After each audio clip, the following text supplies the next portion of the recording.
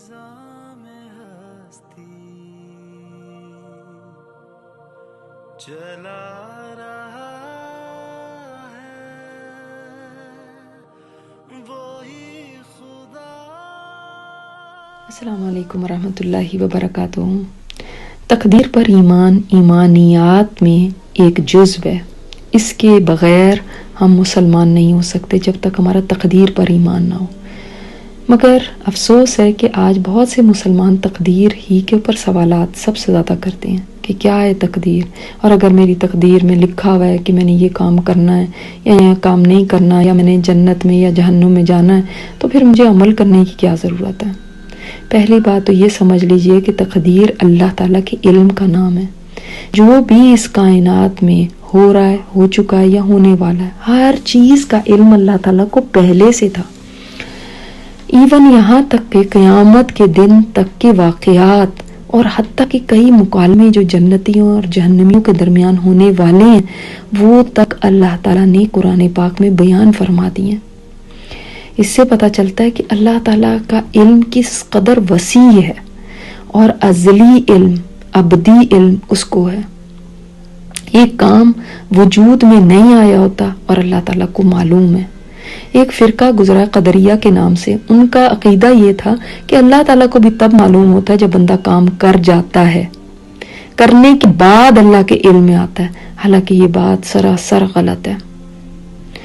سادہ سی ایک مثال سے سمجھیں. ایک استاد اپنے شاگردوں کو پڑھاتا ہے تو استاد کو بڑا اچھا اندازہ ہوتا ہے کہ اس کا کون سا شاگرد لائق ہے، کون سا نالائق ہے، کون سا ایوریج ہے.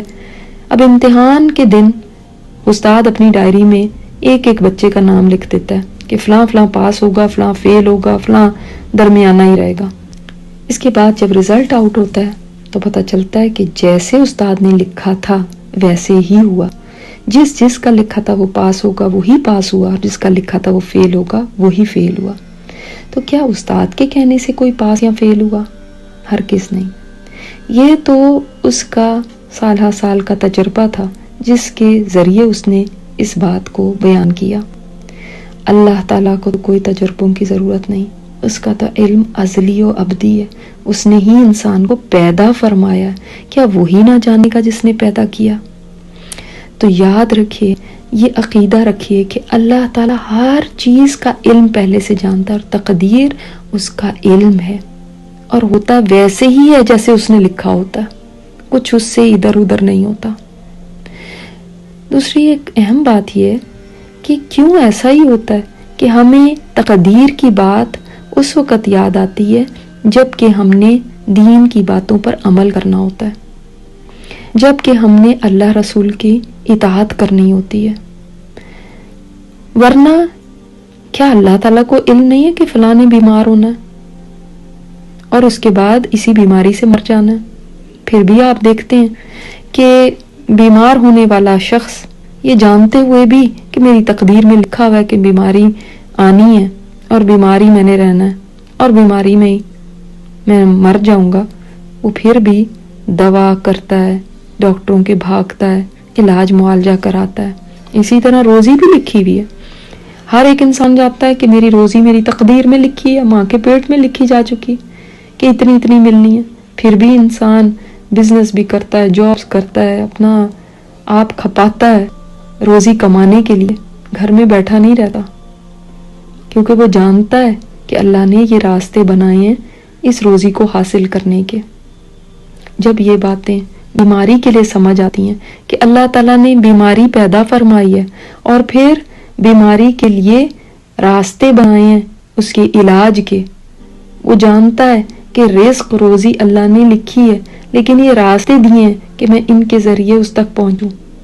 تو اسی طرح کیا اس کو یہ سمجھ نہیں آتی کہ اللہ نے ہی جنت اور جہنم پیدا کی ہے اور اس نے ہی عمل کی راہیں بتائی ہیں کہ ان راہوں پر چل کے جنت حاصل کر لے.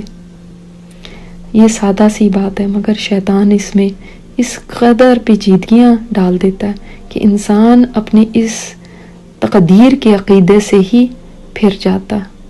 اللہ تعالی ہمیں اس عقیدے کو مضبوط کرنے کی توفیق عطا فرمائے. السلام علیکم ورحمۃ اللہ وبرکاتہ. یہ اسپیکر استاذہ نجیحہ ہاشمی ہے. ان کی مزید آڈیو سننے کے لیے لاگ ان کریں الرحمہ.org پر ARRAHMA.org.